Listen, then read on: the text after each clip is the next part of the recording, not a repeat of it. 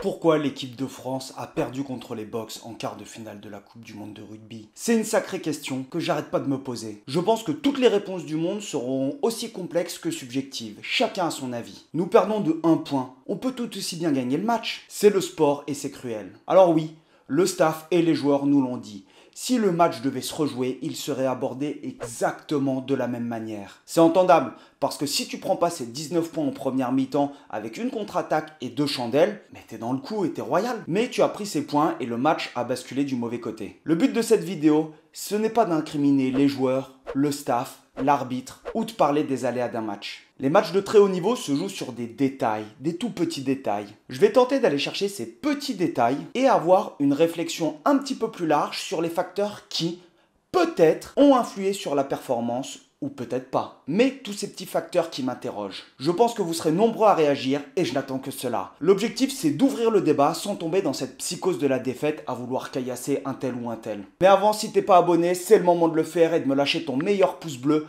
pour me souhaiter bonne chance sur cette vidéo parce qu'il va en falloir.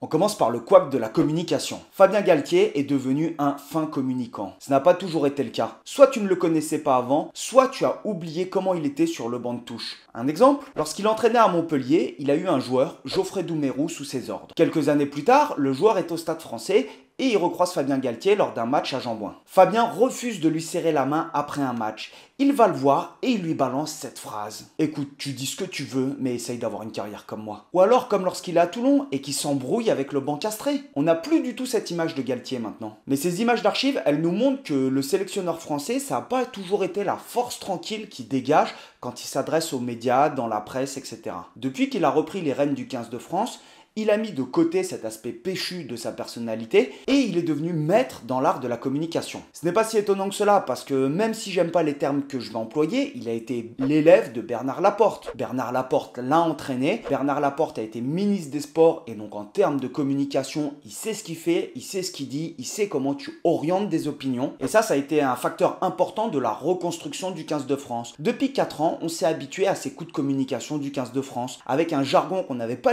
l'habitude d'entendre et qui est devenu monnaie courante pour nous. On a commencé par la dépossession qui était moins énergivore, les datas, la repossession, les finisseurs et plus les remplaçants, les joueurs premium et plus les joueurs premium ensuite. Évidemment, on ne sait pas ce qui se passe en interne dans le groupe France et ça leur appartient. Tu laves ton linge sale en famille s'il y a des soucis.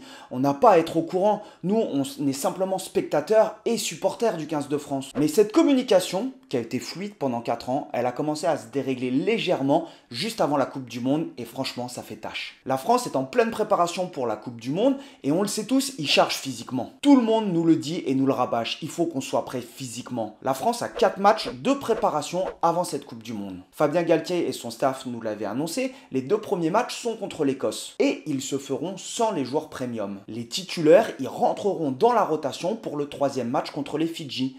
Et donc personne ne s'attendait à un match abouti quand tu vas jouer en Écosse, que tu es en pleine préparation physique, alors que l'Écosse a déjà joué des matchs, et tu as une équipe qui est vraiment expérimentale. T'es le 5 août, et les mecs en plus ils sont en pleine préparation physique, il y a beaucoup de jeunes qui sont lancés dans le grand main, t'as Emilien Gaëton, Louis Biel-Biarré, Paul Boudéan, et puis les mecs ils ont sorti une première mi-temps de folie. À la mi-temps tu mènes 21-3 contre l'Écosse, à Murrayfield, et pas contre une petite équipe d'Écosse, non, contre l'équipe de Finn Russell et consorts. Et puis en seconde mi-temps les Écossais ils prennent un rouge et toi tu prends un 22-0 pour perdre le match 25-21. Et là ça commence à couiner. D'une semaine sur l'autre tu changes tes plans. Il ne faut plus parler de joueurs premium. Galtier nous a mis le terme et maintenant il nous le retire. Il nous annonce que les rotations se feront sur le 3e match et puis finalement c'est sur le second. Est-ce que c'est un ajustement de dernière minute en te disant ok, on n'a pas le droit de perdre un match à domicile et on n'a pas le droit de perdre 2 matchs consécutifs, sinon ça ferait tâche pour cette équipe de France qui avait des projets? Est-ce que c'est parce que c'est ton premier match de préparation en France et tu te dois de le soigner? Je sais pas, mais sur ce match, malheureusement, on va perdre Romain Ntamak. Et c'est la question que je me pose. Si tu calibres tes mecs pour la préparation physique, pour les faire charger et que tu sais qu'ils doivent rentrer contre l'Écosse, tu ne les fais pas charger de la même manière que s'ils doivent rentrer une semaine plus tard contre les Fidji. Parce que sinon, tu vas forcément, si tu fais charger les mecs physiquement, augmenter le risque de blessure avec la fatigue, le degré de vigilance des mecs qui diminue. Et est-ce que ces mecs, ils ont eu du coup moins de récupération que ce qui était initialement prévu, simplement parce que tu veux pas perdre ton second match de préparation? Et on revient un petit peu la même chose en Coupe du Monde. Tu as ce match d'ouverture contre les Blacks qui est soigné où tu gagnes, et puis ensuite tu joues l'Uruguay. Ok, tu as une équipe qui est remaniée pour jouer l'Uruguay, c'est normal. Et tu gagnes le match, mais sans le bonus. Et une semaine plus tard, quand tu joues la Namibie qui fait peur à tout le monde, attention, tu fais rentrer tous tes cadres. Et il y a cette blessure de Antoine Dupont. Attention, me fais pas dire ce que je n'ai pas dit. Car bien sûr que les mecs ils doivent jouer, mais est-ce que tu as besoin de changer ton équipe d'une semaine sur l'autre, sachant que tu vas jouer la Namibie? Et j'ai eu l'impression d'avoir ce flottement dans la communication et les décisions du 15 de France. Comme si on était en réaction par rapport à ce qui s'est passé et qu'on n'était pas dans l'anticipation de ce qui peut se passer. Et c'est là où Fabien Galtier, qui lui a tout envisagé depuis 4 ans, il maîtrise tout. On a l'impression que ces compositions, elles sont simplement des variables d'ajustement par rapport aux résultats du week-end précédent. La seconde chose, c'est est-ce que le manque d'expérience en tant qu'entraîneur ou dans un staff à ce niveau-là d'une compétition, c'est un facteur à prendre en compte. Vivre une Coupe du Monde à la tête d'une sélection, c'est pas quelque chose qui est anodin. Les émotions et le stress que tu vas subir sont intenses. D'autant plus quand tu as une équipe qui est taillé pour aller au bout et que tu joues à domicile, tu vas avoir cette pression, que tu le veuilles ou non. Plus la pression augmente, plus les choix ou les réactions peuvent devenir irrationnels.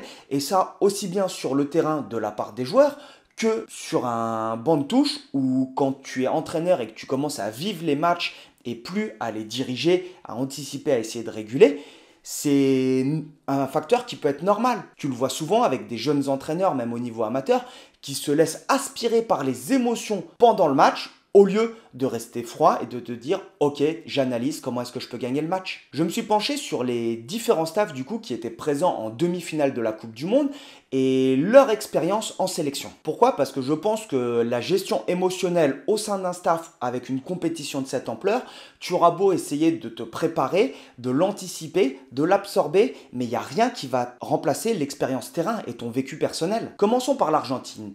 Michael Cheika, son sélectionneur, il s'est occupé de l'Australie pendant la Coupe du Monde 2015 et il est allé disputer une finale de Coupe du Monde avec l'Australie contre la Nouvelle-Zélande. En 2019, il se fait sortir en quart de finale et il est présent en demi-finale en 2023. Pour l'Angleterre, Steve Borswick, il disputait sa 3e Coupe du Monde sur le banc. En 2015, il était au Japon avec la surprenante victoire des Japonais contre l'Afrique du Sud. En 2019, on connaît tous le parcours de l'Angleterre qui s'est hissé en finale de la Coupe du Monde.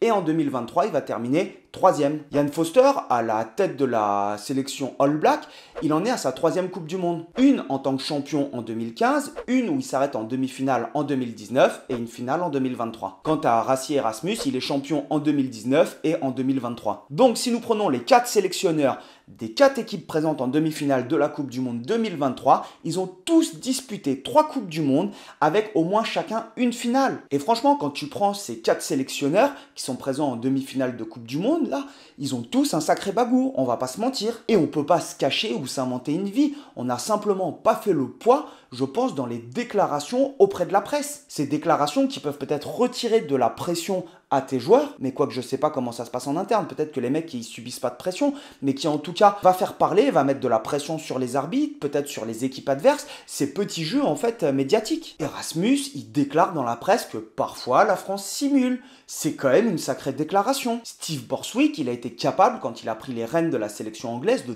démonter le mec avec qui il a bossé pendant 2 Coupes du Monde en disant que Eddie Jones a flingué l'équipe d'Angleterre. Ian Foster, il annonce quand même, après sa qualification pour la finale, qu'il va regarder la demi-finale Springboks Angleterre en mangeant du popcorn. De notre côté, on a l'impression que Fabien Galtier, il s'est embourbé dans un chaos médiatique et que toutes les sorties médiatiques qu'il fait, c'est pour se justifier. Il est quand même obligé de se justifier dans la presse d'avoir fait jouer Antoine Dupont contre la Namibie. Tu gagnes les matchs et tu as l'impression qu'on est obligé de justifier les choix. De la même manière, quand tu as la blessure de Ntamak, c'est Antoine Dupont qui est envoyé face à la presse pour dire que non, il n'y a pas de souci, je peux jouer avec Mathieu Jalibert, il a totalement le niveau.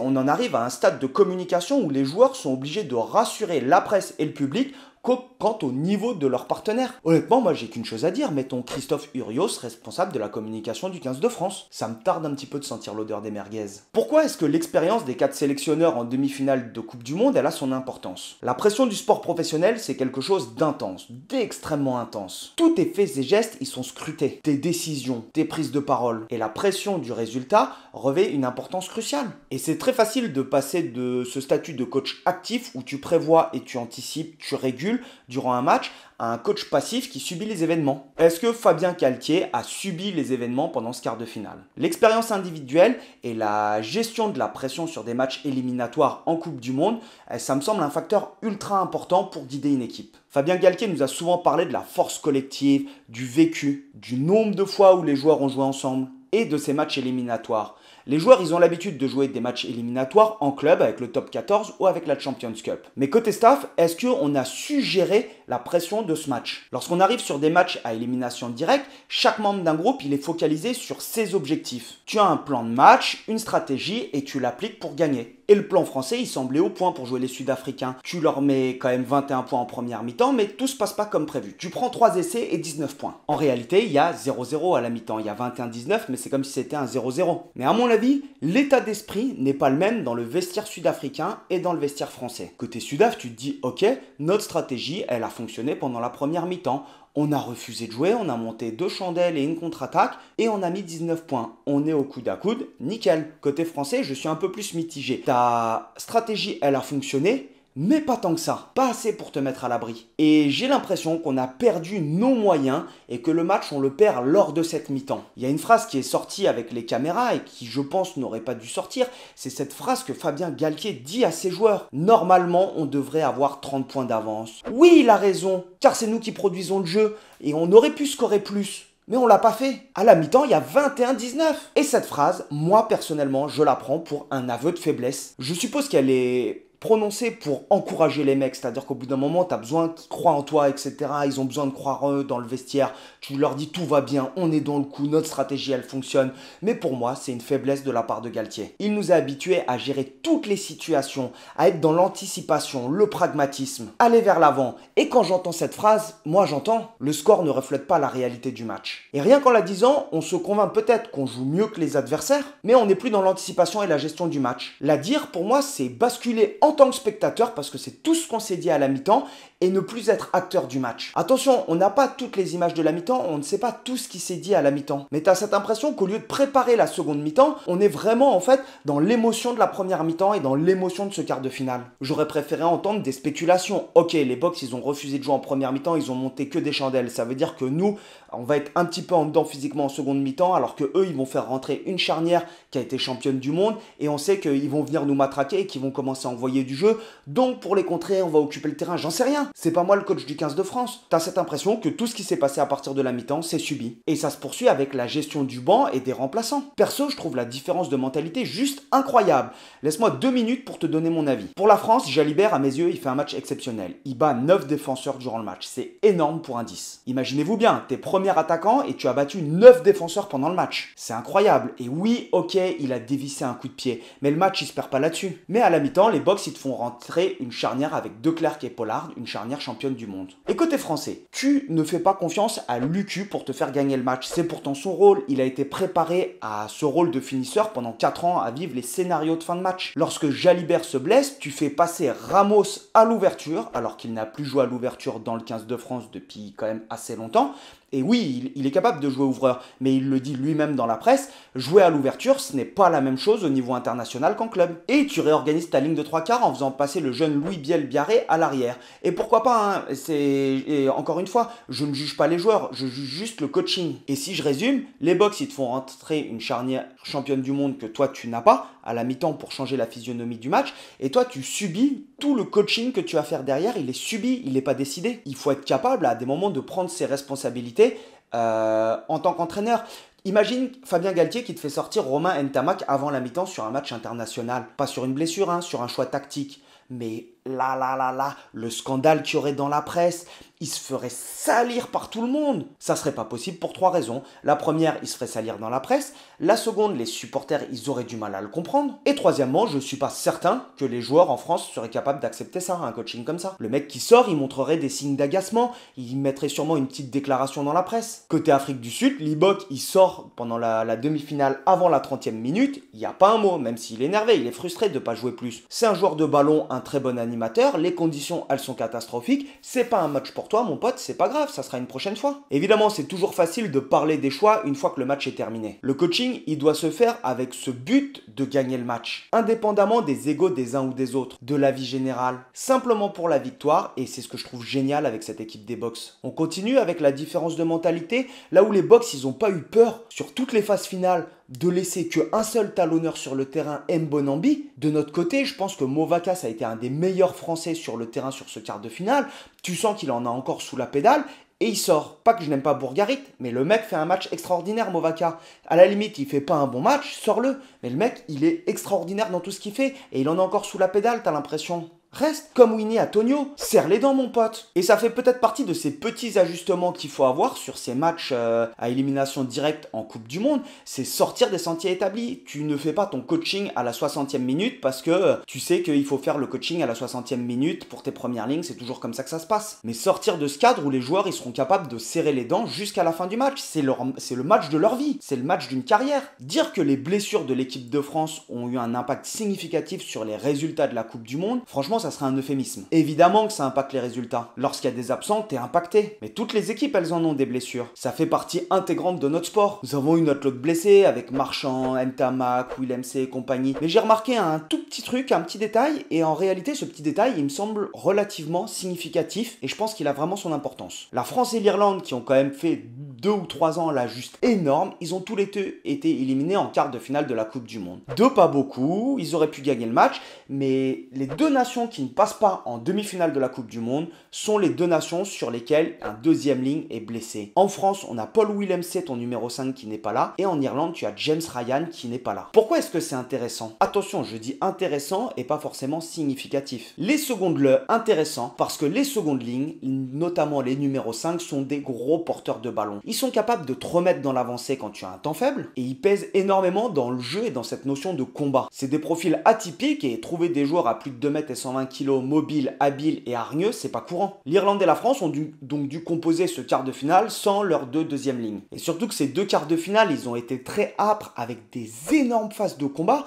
Les deux équipes qui ont joué amputées d'un deuxième ligne potentiellement et normalement titulaire, elles sont sorties. Est-ce que c'est dû au hasard ou est-ce que ces joueurs, ces profils, ces numéros 5, ils sont réellement tellement importants dans les sélections que c'est leurs petites actions qui peuvent faire basculer le match à certains moments. Une chose est sûre, c'est qu'au poste de deuxième ligne et notamment du numéro 5, je pense qu'en France, la relève, elle est assurée avec un profil comme Meafou qui vient d'arriver et Posolo Toulagi. Normalement, ils devraient postuler tous les deux pour le tournoi destination et ça va être intéressant. C'est une vidéo un petit peu longue que j'ai essayé d'aborder sous un angle différent de l'analyse habituelle. N'hésite pas à me dire ce que t'en penses dans les commentaires, c'est important, et de réagir, de liker et de partager pour le développement de la chaîne, de mettre le petit pouce bleu et de t'abonner si c'est pas le cas. Et puis on se revoit au Clubhouse du SCO d'Angers. Allez, topette l'ami!